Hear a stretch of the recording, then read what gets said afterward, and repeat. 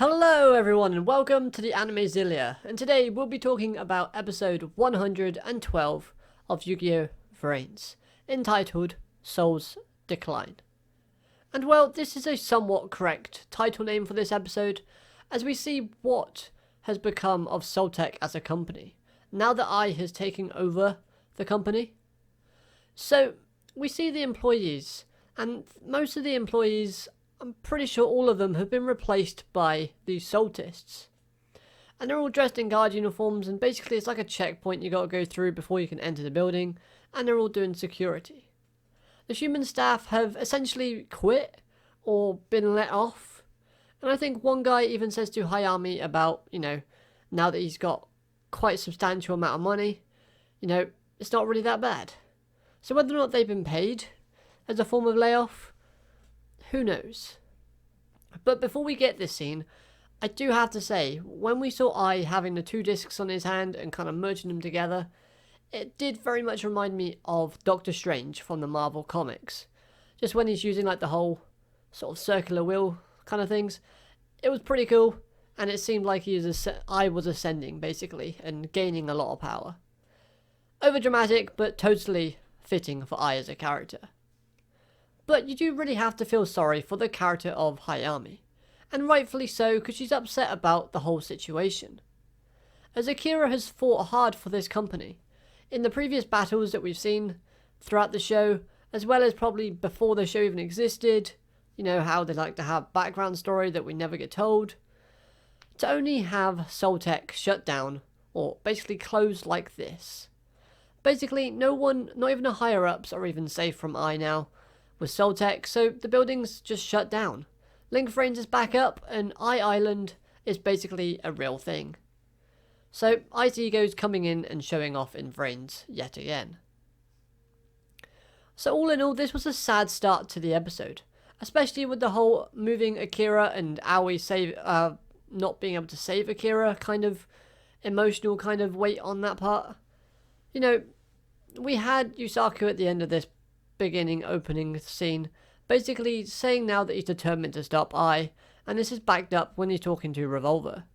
He even says that if it gets to a situation where he's faced with Ai, he'll put a stop to it. He doesn't say that he'll kill Ai, he just says he'll stop it. So how? Who knows, but it's gonna obviously end in a duel, because that's how Yu-Gi-Oh does things. But what really got me in this episode was how easily Ai manages to lure Roboppy into a false sense within this episode. And it's not the fact that Roboppy is easily manipulated, because we've seen this. We've seen it from the beginning during the duel with Emma and Blood Shepherd. We saw Roboppy basically sitting in a room seeing how bad humans are. He's easily manipulated. But what got me is how easily Ai went about it. I thought that Ai wouldn't actually stoop so low as to use his own partner as bait. And again, we know Roboppy is very easily manipulated. And Ai does this in a way that plays off of the dream that Roboppy has just had.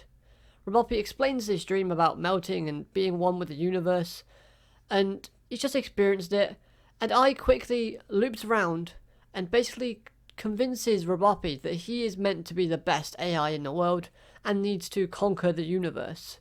So he gets inside Roboppy's head and basically feeds him all of this rubbish that would make Roboppy want to go out and do things on his own that he probably wouldn't be able to do. Like, for example, take on Playmaker. Ai even sets up a scenario in this episode that gives Roboppy a planet to defend. This makes it seem more like a game. And this whole idea of treating things like a game is very visible with Roboppy's character. And I like the fact that they're still going with it, but at the same time it's kind of scary when you think about it. You've got this very easily impressionable AI appliance, because he wants to call himself an appliance still, that can easily be manipulated and by whatever you tell him. And you're basically saying, yeah, go on. It's a game. Defend this planet of yours, conquer the universe, destroy everyone who comes near you. It's gonna cause some problems.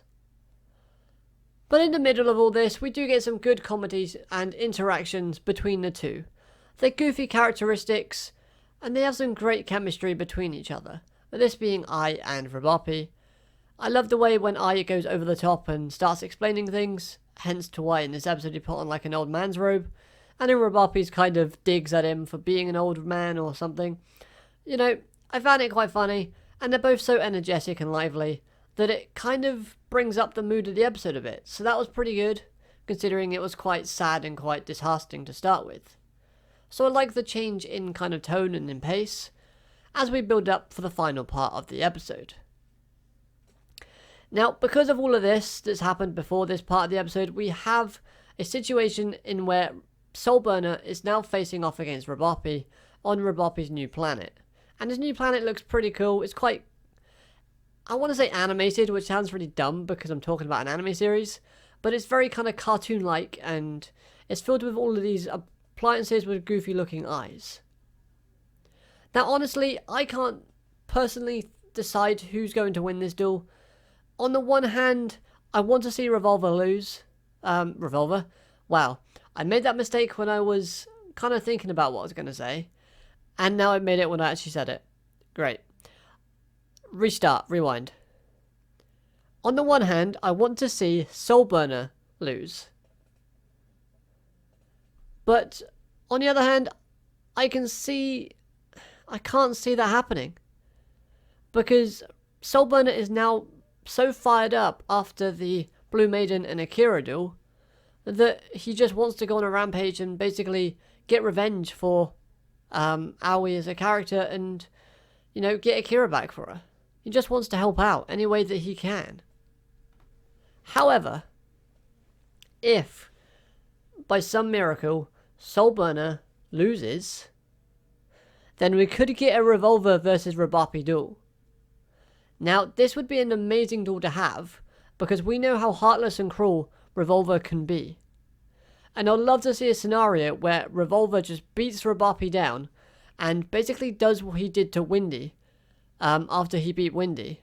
You know, he basically throws that kind of virus bomb or whatever it was, spikes him, and basically shows look, this could be your fate. You better look out. Sleep with one eye open. If this duel happens, the Revolver and Roboppy duel, this would send a clear message to that Revolver is still this big threat, regardless of what feels or, you know, wants to act like.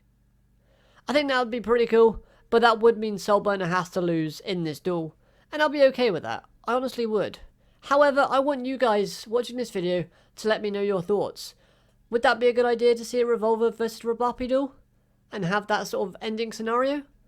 Or do you think Soulburner is going to win this?